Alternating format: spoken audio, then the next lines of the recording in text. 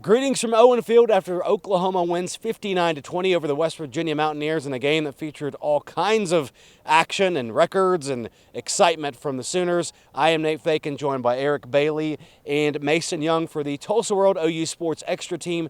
The story of the night was Dillon Gabriel and setting a school record with 8 total touchdowns. Eric, what did you see from Dillon tonight? What did you hear from him? All kinds of excitement from him. Extremely humble young man. I mean, he didn't want to talk about it. You know, he had 5 passing touchdowns, 3 rushing touchdowns. We asked him what he'd like more. He said he always likes the passing touchdowns more because 2 people were involved. Total team player. Just really impressed when you think about the quarterbacks that have gone through this system, the players that have gone through this system. He eclipsed Baker Mayfield and Kyler Murray, 2 Heisman Trophy winners who held the previous record with 7 touchdowns with 8.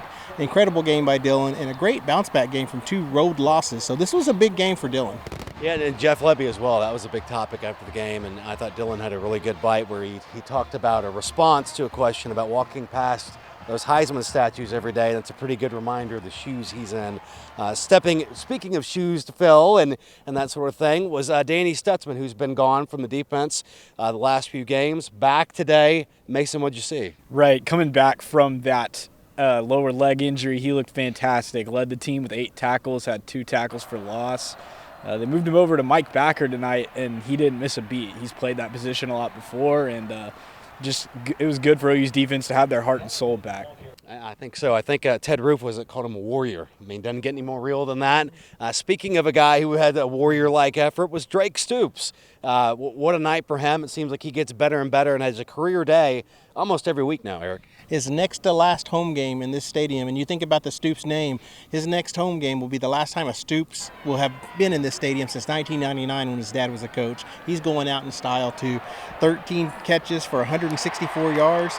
You know, that's a personal high for him. He had 134 last week. That was a personal high for him, so he's going out with a bang.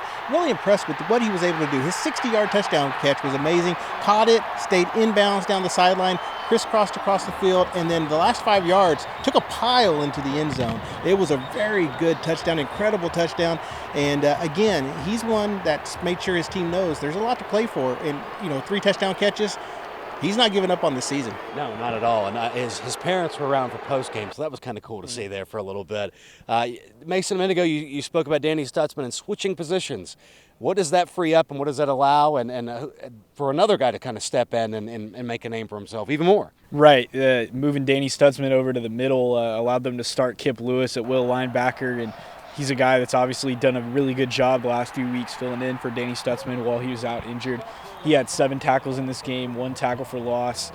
Just really knows how to play at a young age. He's really matured and grown and put on weight and improved since redshirting a year ago, and he's quickly becoming a star just like Stutzman is for this OU defense. And by and large, the defensive effort on the whole was great tonight. The first drive of the game, they got absolutely sliced through.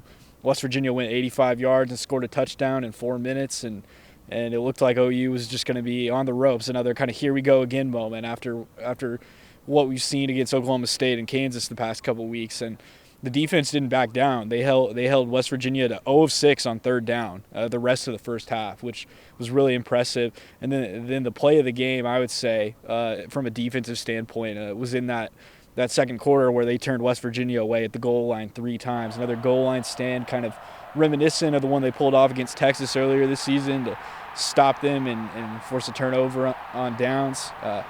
Dejon Terry in on that play, and Robert Spears-Jennings, the Broken Arrow grad, was part of making that tackle. So very good night for the OU defense. They kept the pedal down in the second half. They had 2 turnovers. Billy Bowman tipped a throw from West Virginia's Garrett Green, and Reggie Pearson picked it off, a really nice play, and then Jacoby Johnson getting an interception in the 4th quarter to finish it off. The freshman corner from Mustang was another good play as well.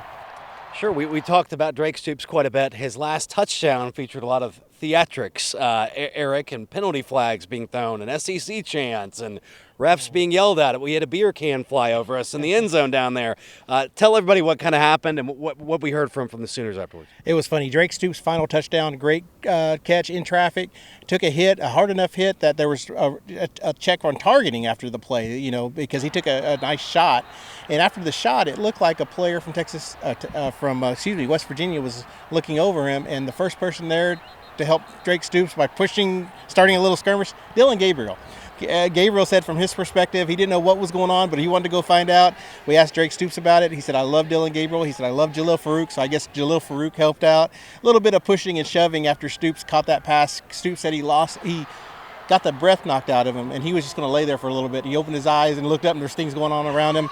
The crazy thing is we were watching from the press box. We couldn't tell what was going on because it was after touchdowns, all the lights go off in the stadium.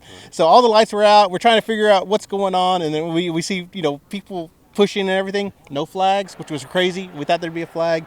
But, kudos to Drake Stoops on that catch. He held onto the football, absorbed a big-time hit, scored his third touchdown, and just kind of just reminiscent of the whole game, the Warrior, like we said, the Warrior mentality. That's exactly what happened. So it was nuts. There was a nice little fracas down the end zone. That'll wrap things up for the Tulsa World OU Sports Extra team. I am Nate Feken, joined by Eric Bailey and Mason Young. Stay tuned and continue to read and watch all our coverage on the Sooners.